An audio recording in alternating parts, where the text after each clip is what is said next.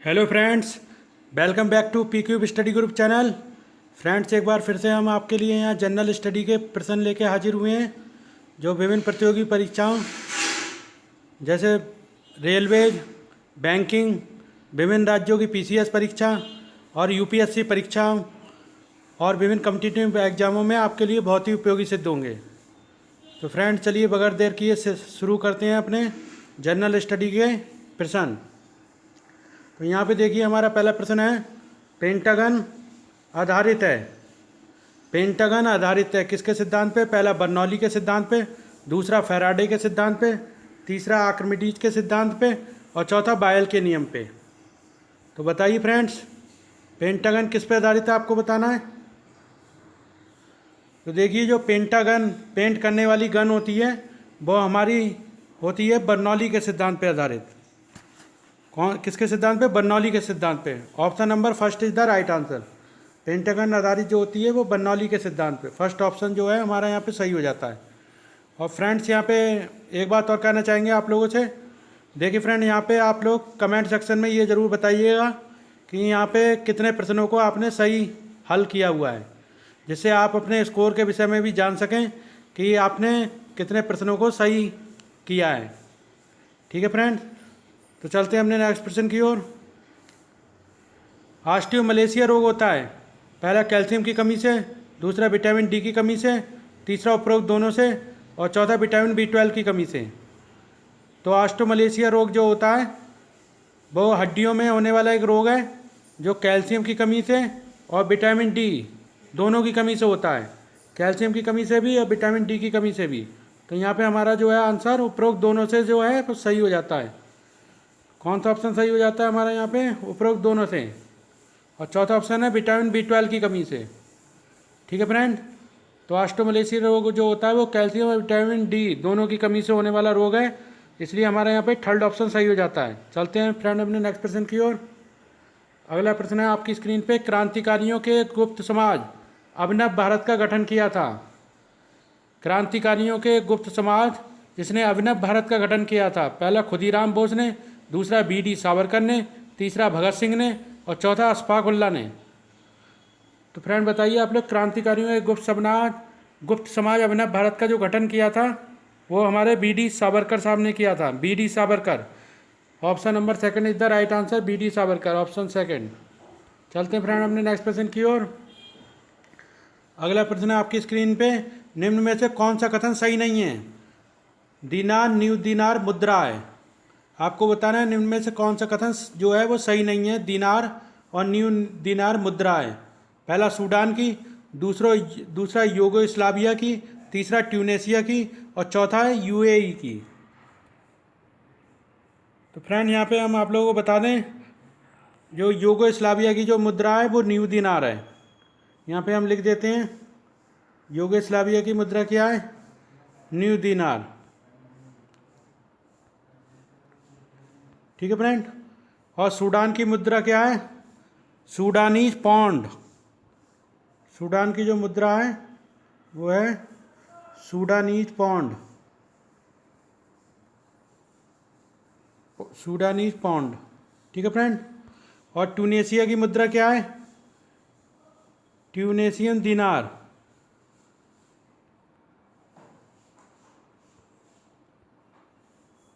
ट्यूनेशियन दिनार। और UAE की मुद्रा आप लोग जानते हैं जो कि दिनार होती है। ठीक है फ्रेंड्स, तो यहाँ पे हमारा क्या आंसर सही हो जाना चाहिए? यहाँ पे आपको बताना था कि दिनार और न्यू दिनार मुद्रा जो हैं वो किस किस की हैं। तो सॉरी, यहाँ पे आपको बताना था दिनार और न्यू दिनार मुद्रा किसकी नहीं है। तो देखिए, यूगोस्लाविया की जो मुद्रा है वो न्यू दिनार है, और ट्यूनीशिया की मुद्रा जो है वो ट्यूनीशियन दिनार है, और UAE यूनाइटेड अरब अमीरात संयुक्त अरब अमीरात की मुद्रा आप लोग जानते ही हैं, दिनार होती है। तो देखिए फ्रेंड, यहाँ पे जो सूडान जो है हमारा वो सही हो जाता है, क्योंकि इसका आंसर जो है वो सूडानीज पौंड है। इसकी मुद्रा क्या होती है? सूडानीज पौंड, जो कि दिनार न्यू दिनार में शामिल नहीं है। सूडानीज पौंड है इसकी, सूडान की मुद्रा। तो इसलिए हमारा यहाँ पे पहला आंसर सही हो जाता है सूडान, क्योंकि आपसे नहीं है पूछा गया है। ठीक है फ्रेंड, तो देखते हैं पहला ऑप्शन हमारा सूडान जो है वो यहाँ पे सही हो जाता है। चलते हैं हमने नेक्स्ट प्रश्न की ओर।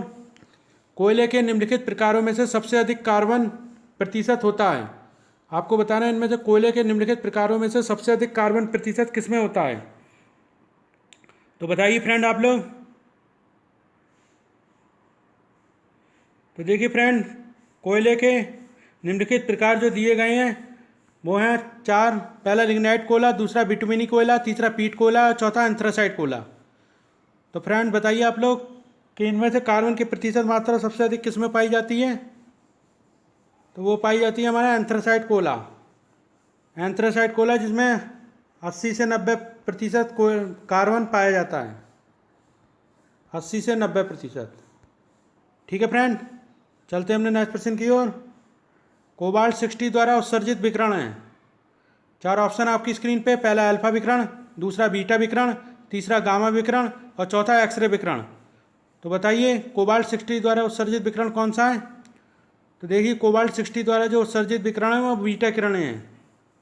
ऑप्शन नंबर 2 बीटा किरणें -1, सॉरी।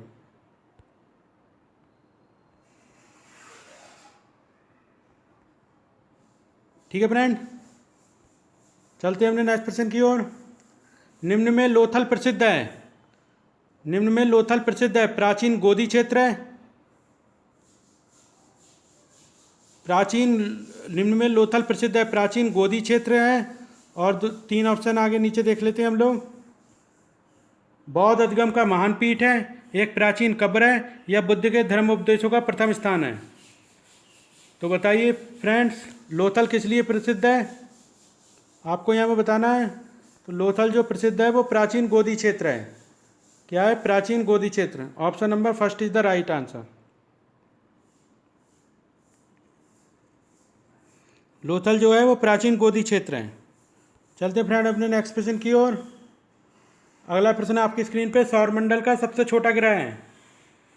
तो आपको बताना है फ्रेंड सौरमंडल का सबसे छोटा ग्रह कौन सा है। तो सौरमंडल का सबसे छोटा ग्रह बताना है आपको। पहला वरुण, दूसरा बुध, तीसरा शुक्र और चौथा प्लूटो। देखिए फ्रेंड सौरमंडल का सबसे छोटा ग्रह जो है वो हमारा है Pluto. Option number 4 is the right answer. जो सबसे छोटा ग्रह है हमारा सौरमंडल का सबसे लास्ट ग्रह भी है। अब इसे ग्रह की श्रेणी में नहीं रखा जाता। वैसे भारत की स्वाधीनता के समय महात्मा गांधी थे। पहला कांग्रेस के अध्यक्ष थे, दूसरा कांग्रेस के सदस्य नहीं थे, तीसरा कांग्रेस के महासचिव थे और चौथा कांग्रेस कार्यकारिणी के सदस्य थे। तो भारत की स्वाधीनता के समय महात्मा गांधी कौन थे आपको बताना है। तो भारत की स्वाधीनता के समय महात्मा गांधी जो थे वो कांग्रेस के सदस्य नहीं थे। Option number 2 is the right answer. Congress के सदस्य नहीं थे। नेक्स्ट प्रश्न की ओर बढ़ते हैं फ्रेंड अपने। अगला प्रश्न है आपकी स्क्रीन पे। निम्न में लुप्त पद को बताइए। आपको निम्न में से लुप्त पद जो है उसको बताना है। तो बताइए फ्रेंड। तो देखिए यहाँ पे इसे हल करके देखना पड़ेगा हमें। 4 ऑप्शन है आपकी स्क्रीन पे। पहला 17/40, दूसरा 19/42, तीसरा 33/68 और चौथा 20/45। तो देखिए फ्रेंड देखते हैं इस प्रश्न को। तो देखिए यहाँ पे जो हमारा पहला है 4/9। तो ऊपर वाली संख्या जो 4 है इसको देखते हैं। तो देखिए 4 मल्टीप्लाई अगर हम 2 से कर देते हैं और +1 इसमें ऐड कर देते हैं तो हमें नीचे वाली संख्या मिल जाती है जो कि 9 के बराबर होती है। ठीक है फ्रेंड्स, अगला देखते हैं हमने 9/20।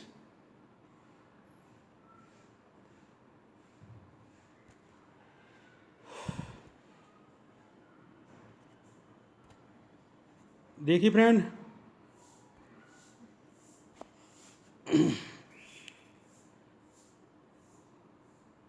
जी हाँ 9/20 में देखने हैं। इसी तरीके से 9/20 में देखिए आप लोग 9 मल्टीप्लाई बाई 2 + 2। देखिए 9 दूनी 18 और 2 20, जो कि नीचे वाली संख्या में मिल जाती है। 9 दूनी 18 और 2 20। ठीक है, इसी तरीके से हम देखते हैं अपनी अगली संख्या को। अगली संख्या हमारी क्या होनी चाहिए, आपको ये बताना है। तो देखिए नेक्स्ट संख्या हमारी जो इसके अनुसार होनी चाहिए वो होनी चाहिए 20 इंटू 2 प्लस 3। तो 20, जी हाँ बताइए आप लोग। हाँ 20 दूनी 40 और 3 43। ठीक है फ्रेंड्स। और देखिए अगली संख्या हमारी इसके क्या आनी चाहिए, आपको बतानी है। तो ये आनी चाहिए 20/43।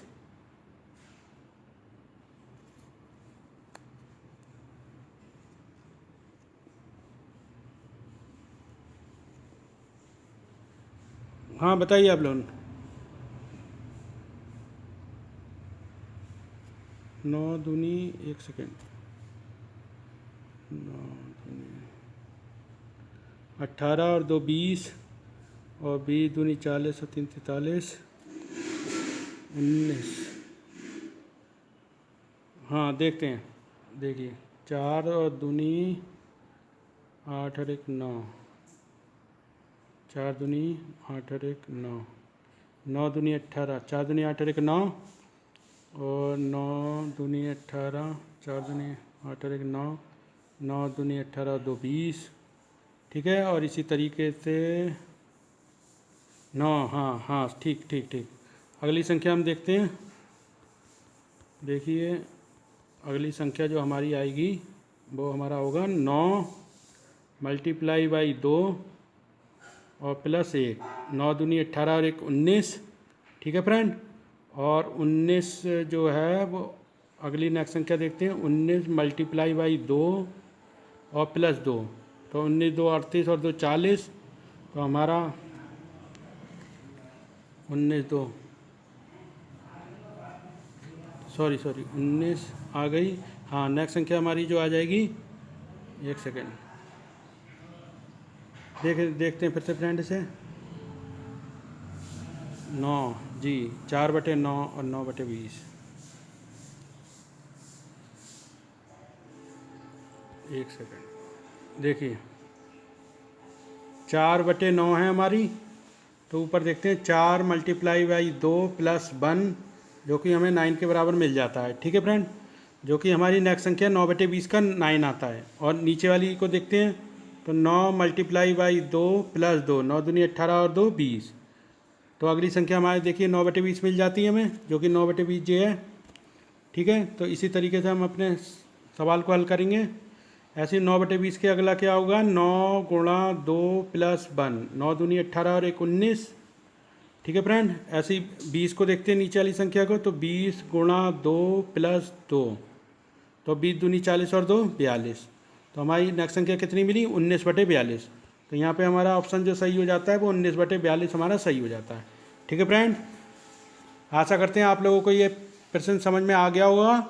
और अगर कोई भी आपको दोबारा से परेशानी होती है इसमें तो आप लोग वीडियो को पॉज करके देख सकते हैं। और उसके बावजूद भी अगर आपको कोई प्रॉब्लम होती है तो आप हमारे कमेंट सेक्शन में रिप्लाई ज़रूर कीजिएगा। तो हम अपने नेक्स्ट वीडियो में इस प्रॉब्लम को फिर से आपके सामने हल करके आपको दिखा देंगे। ठीक है फ्रेंड। देखते हैं हमने नेक्स्ट प्रश्न की ओर। भारत के संविधान की कौन सी एक अनुसूची में दल बदल विरोधी कानून है। बताना है आपको भारत के संविधान की कौन सी एक अनुसूची में दल बदल विरोधी कानून है। पहला 3री अनुसूची, दूसरा 5वीं अनुसूची, तीसरा 7वीं अनुसूची और चौथा 10वीं अनुसूची। तो बताइए फ्रेंड भारत के संविधान की निम्न में से कौन सी अनुसूची में दल बदल विरोधी कानून है। तो देखिए जो हमारा जो 10वीं अनुसूची है इसमें दल बदल विरोधी कानून है। Option number 4 is the right answer. दल बदल विरोधी कानून कौन सा है, 10वीं अनुसूची में आता है। आगे अगला प्रश्न देखते हैं हमने। पूर्व की ओर बहने वाली कौन सी नदी रिफ्ट वैली बनाती है। आपको बताना है जो पूर्व की ओर बहने वाली कौन सी नदी जो है वो रिफ्ट वैली बनाती है। पहला सोन नदी, दूसरा महानदी, तीसरा गंगा नदी और चौथा दामोदर नदी। तो पूर्व की ओर जो बहने वाली नदियाँ हैं उसमें रिफ्ट वैली कौन सी नदी हमारी बनाती है। तो देखिए फ्रेंड रिफ्ट वैली जो बनाती है वो दामोदर नदी बनाती है। Option number 4 is the right answer, Damodar नदी। जी हाँ फ्रेंड, चलते हैं हमने नेक्स्ट प्रश्न की ओर। मणिपुर में रहने वाले कुछ लोग फ्लोटिंग आइलैंड से बने मकानों में रहते हैं, इन्हें क्या कहते हैं?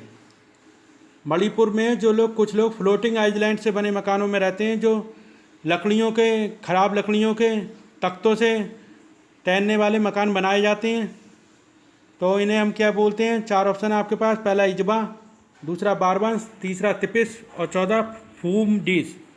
तो बताइए आप लोग कि मणिपुर में फ्लोटिंग आइलैंड पर बने हुए मकानों में रहने वाले लोग क्या कहलाते हैं? फूम डिस। Option number 4 is the right answer, फूम डिस मकान कहते हैं इन्हें। चलते हैं अपने नेक्स्ट प्रश्न की ओर। दिल्ली सल्तनत का वह सुल्तान जो भारत में नहरों के सबसे बड़े जाल के निर्माण के लिए प्रसिद्ध है। आपको बताना है दिल्ली सल्तनत का वह सुल्तान जो भारत में नहरों के सबसे बड़े जाल के लिए प्रसिद्ध है। पहला सिकंदर लोदी, आगे देखते हैं, दूसरा रजिया सुल्तान, तीसरा गयासुद्दीन तुगलक और चौथा फिरोज शाह तुगलक। तो भारत में जो सबसे बड़े नहरों के जाल का निर्माण करवाया था वो कौन था हमारा? वो थे Firoz Shah Tughlaq. Option number 4 is the right answer. जी हाँ फ्रेंड, फिरोज शाह तुगलक ने दिल्ली का वह सुल्तान था जिन्हें भारत में नहरों के सबसे बड़े जालों का निर्माण करवाया था, फिरोज शाह तुगलक। ठीक है फ्रेंड, चलते हैं हमने नेक्स्ट प्रश्नों की ओर। अगला प्रश्न है आपकी स्क्रीन पे। ओक टसर रेशम का अग्रणी उत्पादक राज्य है।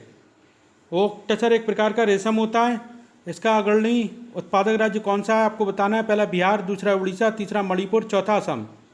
तो बताइए फ्रेंड आप लोग, ओक टसर रेशम का अग्रणी उत्पादक राज्य कौन सा है? तो वो हो जाता है Assam. Option number 4 is the right answer. Assam में ओक टसर रेशम का सर्वाधिक उत्पादन होता है। अगला प्रश्न आपकी स्क्रीन पे। भारत में शिक्षित मध्य वर्ग ने पहला 1857 के विद्रोह का विरोध किया, दूसरा 1857 के विद्रोह का समर्थन किया, तीसरा 1857 के विद्रोह से तटस्थता बनाए रखी और चौथा देशी शासकों के विरुद्ध विद्रोह किया। तो बताइए फ्रेंड आप लोग, भारत में शिक्षित मध्य वर्ग ने 1857 के विद्रोह में तटस्थता बनाए रखी। ऑप्शन नंबर 3 जो है वो हमारा सही हो जाता है, 1857 के विद्रोह से तटस्थता बनाए रखी। चलते हैं हमने नेक्स्ट प्रश्न की ओर। भारत को उष्णकटिबंध और उपोष्णकटिबंध में विभाजन करने के आधार के रूप में मानी गई जनवरी समताप रेखा है। पहला 12 डिग्री, दूसरा 15 डिग्री, तीसरा 19 डिग्री या चौथा 21 डिग्री। एक बार फ्रेंड्स प्रश्न को फिर से पढ़ लेते हैं। भारत को उष्णकटिबंध और उपोष्णकटिबंध में विभाजन करने के आधार पर के रूप में मानी गई जनवरी समताप रेखा कौन सी है? वो है हमारा 21 डिग्री रेखा, ऑप्शन नंबर 4, जो उपोष्णकटिबंध और उष्णकटिबंध और उपोष्णकटिबंध को अलग करती है, 21 डिग्री अक्षांश रेखा। ठीक है फ्रेंड्स, ऑप्शन नंबर 4 जो है हमारा सही हो जाता है। जी, डी ऑप्शन 21 डिग्री। चलते हैं हमने नेक्स्ट प्रश्न की ओर। निम्न नगरों में से कौन सा कर्क रेखा के अधिक नज़दीक है? निम्न नगरों में कौन सा कर्क रेखा के अधिक नज़दीक है आपको बताना। पहला दिल्ली, दूसरा सोलापुर, तीसरा जोधपुर, चौथा कोलकाता। तो देखिए फ्रेंड, यहाँ पे इस प्रश्न को हल करने के लिए आपको इंडिया के मैप की आवश्यकता पड़ेगी, जो कि तब आप बता पाएंगे कि कर्क रेखा के सबसे अधिक नज़दीक कौन सा है। तो देखिए, कर्क रेखा जो भारत के ठीक मध्य से गुजरती है, ठीक है फ्रेंड, जो मध्य प्रदेश के बीच में से निकलती है, थोड़ा सा मध्य प्रदेश से थोड़ा हल्का सा ऊपर की ओर रहती है। तो बताना आपको निम्न नगरों में से कौन सा कर्क रेखा के अधिक नज़दीक होगा हमारा। दिल्ली, सोलापुर, जोधपुर, कोलकाता। तो ये कोलकाता जो है हमारा 4th ऑप्शन जो सही हो जाता है यहाँ पे, Kolkata is the right answer. चलते हैं फ्रेंड अपने नेक्स्ट प्रश्न की ओर। निम्न में साइकिल के आविष्कारक हैं आपको बताना है। पहला मार्टिन कूपर, दूसरा मैकमिलन, तीसरा किलपैट्रिक और चौथा बेडेन पावेल। तो साइकिल के आविष्कारक कौन है? तो साइकिल के जो आविष्कारक हैं वो हमारे हैं मैकमिलन।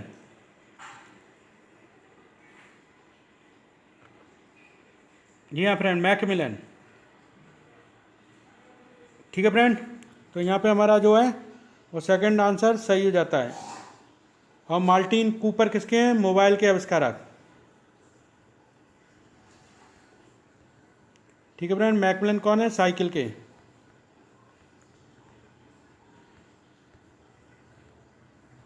ठीक है फ्रेंड। और किलपैट्रिक कौन है? और बेडन पावेल आपको बताना है।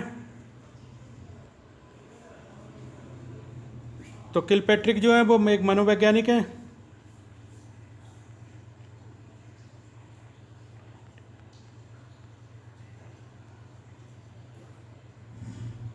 और जो बेडन पावेल हैं वो स्काउट के जन्मदाता हैं, स्काउटिंग के। ठीक है फ्रेंड, चलते हैं हमने नेक्स्ट प्रश्न की ओर। बोकारो का तापीय बिजलीघर स्थित है। आपको बताना है बोकारो का तापीय बिजलीघर कहाँ स्थित है। पहला उड़ीसा में, दूसरा झारखंड में, तीसरा छत्तीसगढ़ में, चौथा बिहार में। तो बताइए फ्रेंड, बोकारो का तापीय बिजलीघर कहाँ स्थित है? तो बोकारो का तापीय बिजलीघर जो स्थित है वो है हमारा झारखंड में। Option number second is the right answer. जी हाँ फ्रेंड, झारखंड, ऑप्शन सेकंड। अगला प्रश्न आपकी स्क्रीन पे, 12 मीटर लंबे, 9 मीटर चौड़े व 8 मीटर ऊंचा एक कमरे में रखी जा सकने वाली अधिकतम छड़ की लंबाई है, आपको बताना है।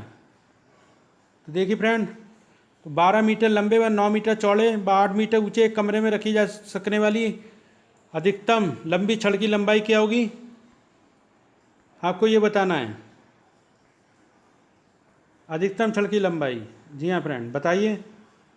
तो देखिए, तो ये हमारा जो है घन बनेगा और घन का विकर्ण हमें निकालना है। यहाँ पे जो पूछा जा रहा है हमसे, तो घन का विकर्ण जो है, एक क्यूब का विकर्ण क्या होता है फार्मूला उसका, under root of L square plus B square plus H square. तो यहाँ पे हम वैल्यू रख देते हैं इसकी। देखिए 12 का स्क्वायर, बी का 9 का स्क्वायर और प्लस एच यानी 8 का स्क्वायर और स्क्वायर रूट।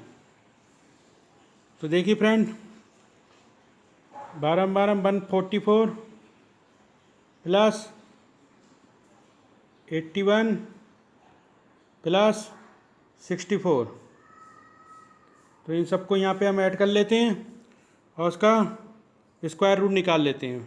144, 81 और 64 देखते हैं।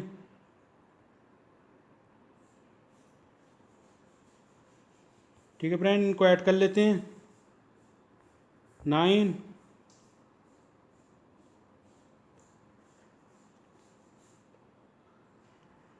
309 आ रहा है। देखिए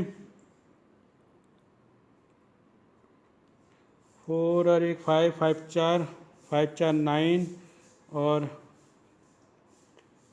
सॉरी 8 4 12 6 18 का 8 हासिल 8 8 और 4 12 12 6 18 का 8 हासिल 1 1 1 2 सॉरी 289। तो यहाँ हमें क्या वैल्यू मिली, 289। ठीक है फ्रेंड, और 289 का हम लोग स्क्वायर रूट निकाल लेते हैं। सॉरी 289, इसका स्क्वायर रूट निकाल लेते हैं। क्या वैल्यू आ जाती है हमारी, 17। तो हमारा आंसर जो है वो 17 मीटर जो है वो बिल्कुल सही आंसर है। तो देखते हैं यहाँ पे किस ऑप्शन में 17 मीटर। तो पहला 17 मीटर, दूसरा 25 मीटर, तीसरा 27 मीटर और फोर्थ ऑप्शन है 33 मीटर। तो first option is the right answer, 17 metre. चलते हैं हमने नेक्स्ट प्रश्न की ओर। बारडोली सत्याग्रह का नेतृत्व किया था। पहला सरदार पटेल ने, दूसरा महात्मा गांधी ने, तीसरा महादेव देसाई ने और चौथा विनोबा भावे ने। तो बताइए फ्रेंड, बारडोली सत्याग्रह का, जो कि 1928 में घटित हुई थी, बारडोली सत्याग्रह की घटना, जो